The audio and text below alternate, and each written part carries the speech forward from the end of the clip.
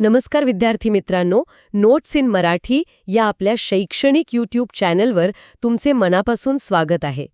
ठीक आहे, तर ही होती आपल्या आजच्या स्रोतांची एक औपचारिक सुरुवात.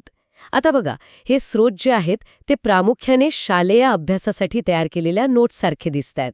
बरोबर. पण आज आपला उद्देश फक्त यातील माहिती वाचून दाखवणे नाहीये.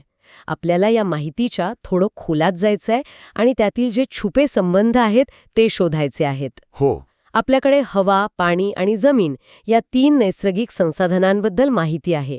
तर आज आपण या तिन्ही घटकांना वेगवेगळ्या तुकड्यांमध्ये न पाहता ते एकमेकांशी कसे जोडलेले आहेत आणि त्यांचं संतुलन किती नाजूक आहे हे समजून घेण्याचा प्रयत्न करणार आहोत. अगदी बरोबर. कारण या स्रोतांमध्ये जे आकडे दिले आहेत ना, म्हणजे जसं की हवेतील वायूंचं प्रमाण किंवा पृथ्वीवरील पाण्याचं प्रमाण, हो, आणि जिवंत प्रणालीचे मापदंड आहेत. या आकड्यांमध्ये थोडा जरी बदल झाला तरी त्याचे दूरगामी परिणाम संपूर्ण जीवसृष्टीवर कसे होतात हे पाहणं खूपच रंजक ठरेल. बरोबर. चला तर मग या स्रोतांच्या आधारे एक सखोल आढावा घेऊया. नक्कीच. उत्तम. चला हवेपासून सुरुवात करूया. स्रोतांमध्ये हवेतील घटकांची टक्केवारी दिली आहे. 78% नायट्रोजन, 21% ऑक्सिजन आणि बाकीचे इतर वायू. ही आकडेवारी आपण लहानपणापासून वाचत आलो आहोत. हो. पण मला यात एक गोष्ट नेहमीच आश्चर्यकारक वाटते की सर्वात जास्त प्रमाणात असलेला नायट्रोजन 78%, तो जवळजवळ निष्क्रिय आहे आणि जीवनासाठी सर्वात महत्त्वाचा असलेला ऑक्सिजन फक्त 21% आहे. हे प्रमाण इतकं अचूक का असावं? हा खूप महत्वाचा मुद्दा आहे. नायट्रोजनचं 78% असणं हे एका बफर किंवा फिलर वायूचं काम करतं असं म्हणूया. अच्छा. तो ऑक्सिजनच्या ज्वलनशीलतेला नियंत्रित ठेवतो. कल्पना करा, जर हवेत ऑक्सिजनचं प्रमाण खूप जास्त असतं तर अगदी लहानशी ठिणगीसुद्धा भयंकर आगीचं रूप घेऊ शकली असती. नायट्रोजन एक प्रकारे पृथ्वीसाठी फायर ब्लँकेटसारखं काम करतो, जो ऑक्सिजनला नियंत्रणात ठेवतो. वाव. आणि त्याचवेळी हाच नायट्रोजन जमिनीतील जीवाणूंमार्फत वनस्पतींसाठी आवश्यक प्रथिने तयार करायला मदत करतो. म्हणजे तो निष्क्रिय असूनही जीवसृष्टीचा एक महत्त्वाचा भाग आहे. वा. म्हणजे नायट्रोजनचं जास्त प्रमाण हे एक प्रकारचं नैसर्गिक सुरक्षा कवच आहे. आणि इतर वायूंचं काय? स्रोतांमध्ये आर्गॉन, निऑन, झेनॉन यांचा उल्लेख आहे. ते बल्ब आणि जाहिरातींच्या दिव्यांमध्ये वापरले जातात. हो. हे इतक्या कमी प्रमाणात असूनही आपण त्यांचा व्यावसायिक वापर करू शकतो, हे सुद्धा एक नवलच आहे. नक्कीच. कारण हे नोबल गॅसेस आहेत. म्हणजे ते सहजासहजी दुसऱ्या कोणत्याही घटकाशी रासायनिक प्रक्रिया करत नाहीत. अच्छा. त्यामुळे विजेच्या बल्बमधला जो तप्त फिलामेंट असतो त्याची ऑक्सिजनची प्रक्रिया होऊन तो जळू नये यासाठी अर्गॉनसारखा निष्क्रिय वायू वापरला जातो. इथेही निसर्गातील एका गुणधर्माचा मानवाने किती कल्पकतेने वापर केला आहे हे दिसून येतं. खरंय. हे सगळं ऐकल्यावर वातावरणातील संतुलन किती नाजूक आहे हे लक्षात येतं. आणि इथेच हवा प्रदूषणाचा मुद्दा येतो. बरोबर. स्रोतांमध्ये म्हटल्याप्रमाणे वाहने आणि कारखान्यांमधून जो धूर बाहेर पडतो तो थेट हवेत मिसळतो. पण हा फक्त धूर नसतो की नाही? अजिबात नाही. तो घातक रसायनांचा एक कॉकटेल असतो. इंधनाच्या ज्वलनातून नायट्रोजन डायऑक्साईड, सल्फर डायऑक्साईड आणि कार्बन मोनॉक्साईड बाहेर पडतात. आणि मग हे वायू जेव्हा वातावरणातील पाण्याच्या वाफेच्या संपर्कात येतात तेव्हा त्यांचं आम्लांमध्ये ॲसिड्समध्ये रूपांतर होण्याची प्रक्रिया सुरू होते. आणि इथेच आपण एका संसाधनाचा परिणाम दुसऱ्यावर कसा होतो हे पाहू शकतो. म्हणजे कसं? हवेतील प्रदूषण थेट जमिनीवर आणि पाण्यावर ॲसिड रेन किंवा आम्लपर्जन्याच्या स्वरूपात परत येतं, ज्यामुळे जमिनीची सुपीकता कमी होते आणि जलाशयांमधली जीवसृष्टी धोक्यात येते. अरे देवा.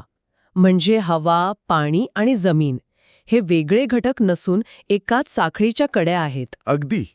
याच संदर्भात स्रोतांमध्ये ओझोन थराचा उल्लेख आहे. हा थर सूर्याची हानिकारक अतिनील किरणं शोषून घेतो हे आपल्याला माहीत आहे. पण स्रोतांनुसार क्लोरोफ्लोरोकार्बन CFCS सारखे वायू या थराला नष्ट करतात. ही प्रक्रिया नक्की कशी घडते? हे एका साखळी प्रक्रियेसारखं आहे, म्हणजे चेन रिॲक्शन. CFCचा एक रेणू जेव्हा वातावरणाच्या वरच्या थरात पोहोचतो तेव्हा सूर्यकिरणांमुळे तो फुटतो. आणि त्यातून क्लोरीनचा एक अणू वेगळा होतो. आणि गंमत म्हणजे हा एकटा क्लोरीन अणू ओझोनच्या O3च्या हजारो रेणूंना तोडून त्यांचं ऑक्सिजनमध्ये O2 मध्ये रूपांतर करू शकतो. आणि तरीही तो स्वतः शाबूत राहतो. बापरे, म्हणजे एक लहानसा शत्रू किती मोठी हानी करू शकतो याचं हे उत्तम उदाहरण आहे. तर महत्वाच्या संरक्षक कवचाबद्दल जागरूकता निर्माण होईल. आणि तुम्ही मगाशी अम्लपर्जन्याचा उल्लेख केला होता, हं. जो हवेतील प्रदूषणाला थेट पाण्याशी जोडतो. हं. चला तर मग आपल्या दुसऱ्या नैसर्गिक संसाधनाकडे वळूया, पाणी. हो. स्रोतांमधला एक आकडा खूपच धक्कादायक आहे. हं. पृथ्वीवर जे एकूण पाणी आहे त्यापैकी पिण्यायोग्य गोडं पाणी फक्त 2.7% आहे हं. आणि त्यातही प्रत्यक्ष वापरासाठी फक्त 0.3% उपलब्ध आहे. हो, आणि हे वास्तव समजून घेण्यासाठी एक सोपी कल्पना करूया. हं. समजा पृथ्वीवरचं सगळं पाणी एका 100 लिटरच्या टाकीत भरलं आहे. ठीक आहे. तर त्यापैकी 97 लिटर पाणी खारं असेल. उरलेल्या 3 लिटरपैकी जवळपास सगळं पाणी बर्फाच्या स्वरूपात ध्रुवांवर गोठलेलं असेल. म्हणजे आपल्यासाठी किती उरलं? आपल्या वापरासाठी म्हणजे नद्या, तळी आणि भूगर्भात फक्त अर्धा चमचा पाणी शिल्लक राहील. आणि या अर्ध्या चमच्यावर संपूर्ण मानवजात आणि इतर भूचर प्राणी अवलंबून आहेत. हे खूपच भयानक चित्र आहे. यामुळेच पाणी अडवा, पाणी जिरवा यासारख्या योजनांचं महत्त्व अधोरेखित होतं. नक्कीच. स्रोतांमध्ये पाण्याला वैश्विक विद्रावक म्हणजे युनिव्हर्सल सॉल्व्हंट म्हटलेलं आहे. हा त्याचा गुणधर्म आपल्यासाठी फायद्याचा आहे की तोट्याचा? दोन्ही. वैश्विक विद्रावक असल्यामुळेच पाणी आपल्या शरीरात पोषक तत्व आणि खनिज पोचवू शकतं. हो. वनस्पतीसुद्धा मुळांद्वारे जमिनीतील क्षार पाण्यात विरघळूनच शोषून घेतात. हा झाला फायदा. आणि तोटा?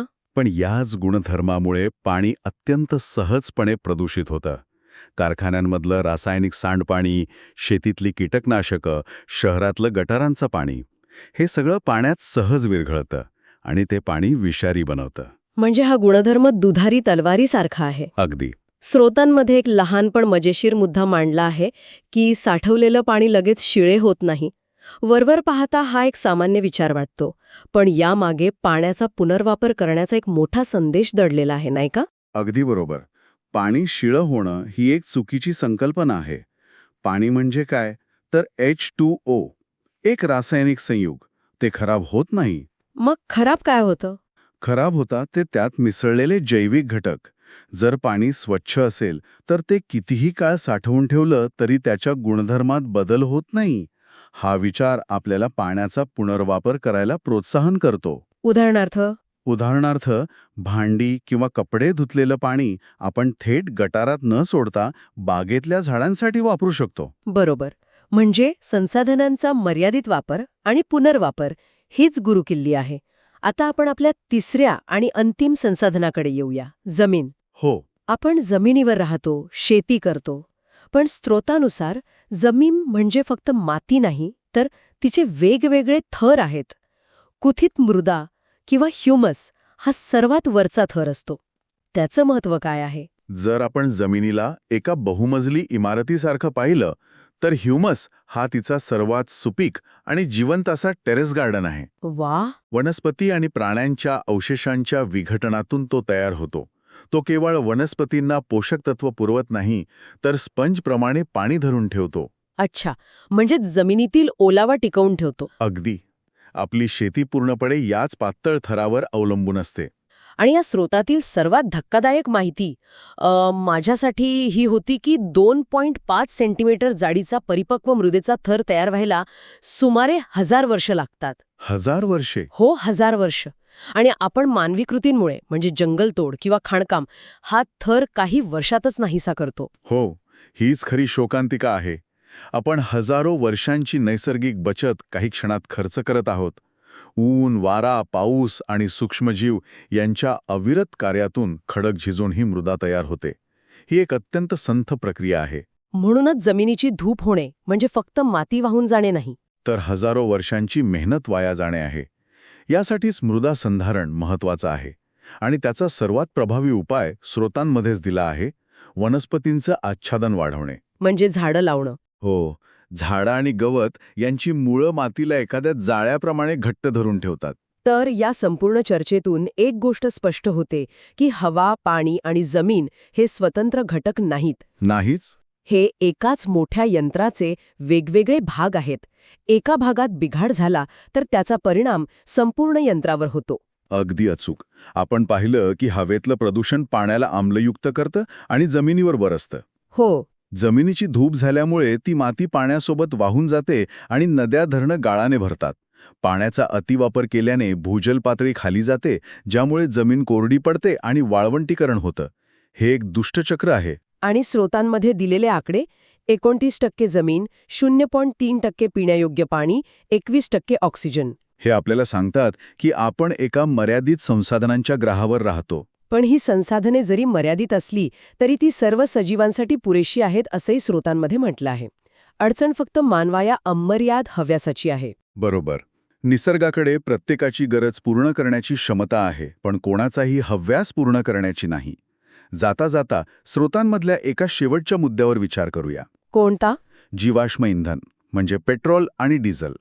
लाखो वर्षांपूर्वी जमिनीखाली गाडल्या गेलेल्या वनस्पती आणि प्राण्यांपासून ते तयार झालं.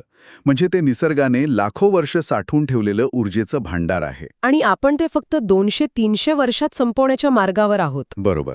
यावरून एक विचार मनात येतो. आपण नेहमी म्हणतो की ही पृथ्वी आपल्याला आपल्या पूर्वजांकडून वारसा हक्काने मिळाली आहे. पण एका वेगळ्या दृष्टिकोनातून पाहिलं तर असं म्हणता येईल का की ही पृथ्वी आपण आपल्या पुढच्या पिढ्यांकडून उसने घेतली आहे? आणि हाच तो विचार आहे जो आपल्याला अंतर्मुख करतो. जर आपण एखादी गोष्ट उसने घेतली असेल तर ती चांगल्या स्थितीत परत करणं ही आपली जबाबदारी असते. आपण हवा, पाणी आणि जमीन या संसाधनांच्या रूपात जो वारसा पुढच्या पिढीला देणार आहोत, तो आपण एका जबाबदार कर्जदाराप्रमाणे जपत आहोत का? हा प्रश्न या स्रोतांच्या अभ्यासानंतर प्रत्येकाने स्वतःला विचारायला हवा.